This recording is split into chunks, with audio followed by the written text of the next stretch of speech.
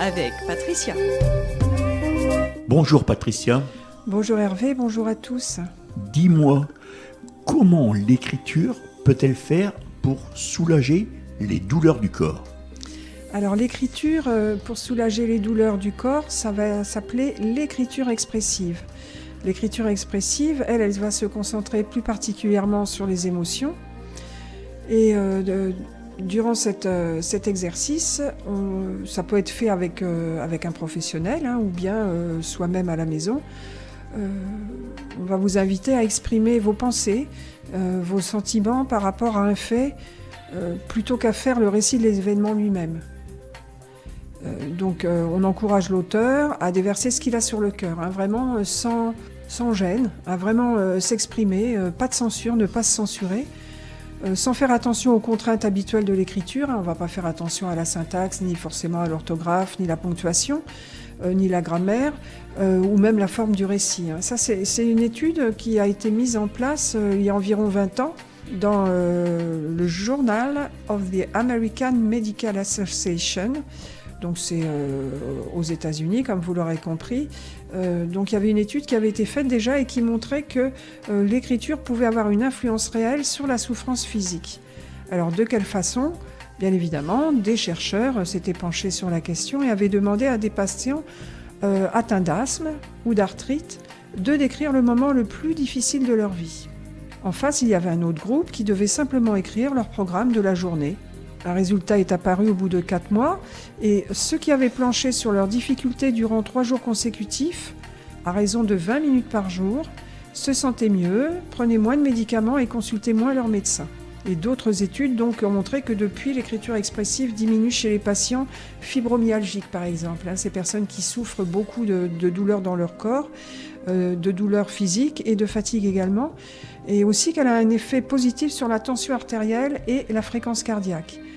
Donc c'est quand même important de savoir que l'écriture, c'est aussi, au même titre que la respiration, c'est des choses qu'on a avec nous, qui sont faciles à mettre en place, qui ne demandent pas forcément de technique précise, c'est des outils qu'on a facilement avec soi. Elle diminue également les symptômes de la dépression.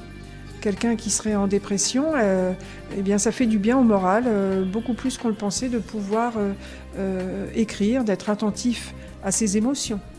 De pouvoir parvenir à les accueillir avec bienveillance pour des événements aussi qui sont traumatisants. On va être beaucoup dans l'empathie pour soi, pour le coup, pour coucher ces mots sur le papier. Peut-être que vous avez vous-même rédigé quand vous étiez plus jeune, c'est souvent, on fait ça souvent quand on est jeune, mais certains adultes continuent à le faire, les journaux intimes. Les journaux intimes dans lesquels on écrit des choses, nos états d'âme, des choses qui nous ont contrariés. Alors on se moque souvent des personnes, cher petit journal, mais on ne mesure pas On écrit tous nos sentiments dessus. Oui. Puis après ça, on range ça dans le petit coffre pour que personne puisse le lire. Oui, et puis...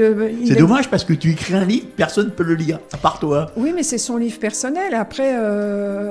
pourquoi pas utiliser justement ce qu'on a pu écrire spontanément et rédiger un roman à partir de ce qu'on a pu écrire aussi. Une autobiographie ou parler d'un sujet plus particulier. Et donc effectivement, rappelez-vous, ces journaux intimes, ils permettaient d'alléger les peines et ils permettaient de gagner de la légèreté et de l'optimisme également.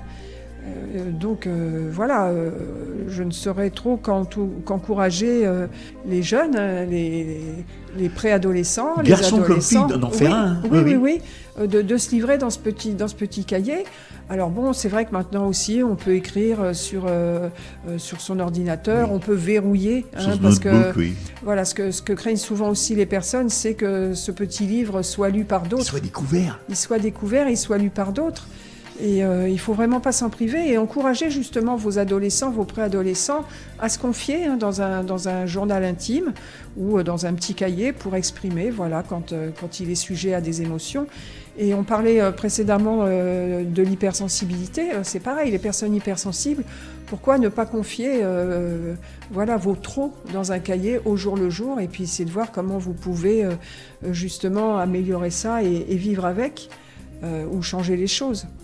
Et donc l'écriture, oui, c'est vraiment quelque chose qui fait du bien à l'âme. qui fait du bien au cœur. On peut aussi le faire, certaines personnes aussi font par exemple des carnets de voyage pour rendre compte de leurs sensations, de leurs émotions lors d'un voyage. Et beaucoup de personnes se sont découvertes depuis mars dernier des talents d'auteur, parce qu'ils avaient plus de temps libre aussi. Sabina me disait récemment qu'il y avait je ne sais plus quel éditeur qui avait mis son site en veille parce que justement, où c'est qu'il recevait dans le temps 300 manuscrits mensuels, l'un est arrivé à 3005, toi. Oui. Alors, beaucoup de gens ont profité de ce temps libre peut-être pour ressortir justement un journal intime qu'ils ont pu après mener en roman. Beaucoup de personnes ont écrit leurs ressentis également sur le confinement. Voilà, c'était des modes d'expression qu'il faut tout à fait encourager. Certaines librairies, certains éditeurs aussi, maintenant reçoivent beaucoup trop de manuscrits. Il y a beaucoup trop de livres sur le marché donc ils ont ralenti effectivement l'édition parce que beaucoup trop de livres se présentent sur le marché et il y a des petites perles comme ça qui pourraient passer inaperçues et donc effectivement ils limitent la production. C'est dire à quel point l'écriture peut être intéressante dans notre vie. Ça peut être aussi pas seulement écrire des textes, mais ça peut être exprimer son ressenti avec des poèmes, dire les choses avec des métaphores, s'exprimer. De toute façon, laisser l'expression se faire par écrit. Et donc plus particulièrement également donc pour les personnes qui souffrent dans leur corps.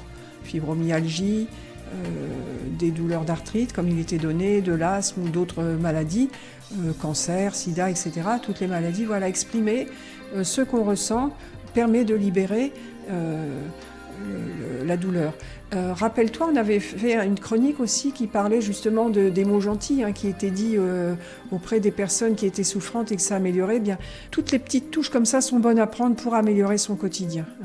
J'espère que dans toutes les propositions que je vous fais, vous arrivez à trouver celle qui vous convient. Il y en a toujours bien une qui va nous satisfaire. C'est le but. Et pour les gens qui désirent se déplacer, tu as un cabinet à Compiègne ? Oui, exactement. Donc, il est toujours situé au même endroit parce qu'on s'y trouve très très bien. C'est un lieu très agréable qui est le long de l'Oise, dans l'ancienne école de l'état-major, 5 place Choiseul. On y rentre par le cours Guilmer. Et celui de Coye-la-Forêt ? Alors, à Coye-la-Forêt, c'est au centre de bien-être et de santé, 17 bis route de la Morlaix. Donc, quand on descend d'Ory-la-Ville, par exemple, tout à fait dans la descente, au rond-point, on voit cette belle maison écologique. Et donc, c'est un centre où il y a beaucoup de thérapeutes, de praticiens. Et j'y suis exclusivement le mercredi.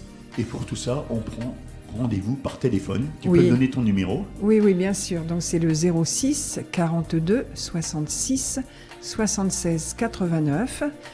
Et ton site internet ? On peut également demander rendez-vous par le biais de mon site internet, donc qui s'appelle pf-sophrologue.com. Patricia Faletto, sophrologue, donc ça c'est pour la page Facebook.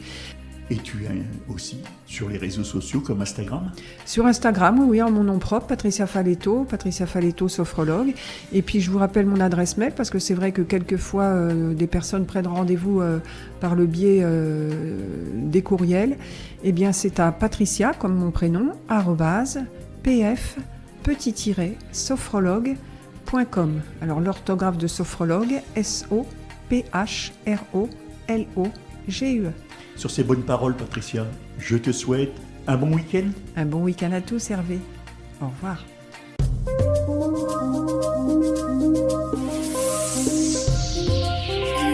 Mon moment bien-être avec Patricia.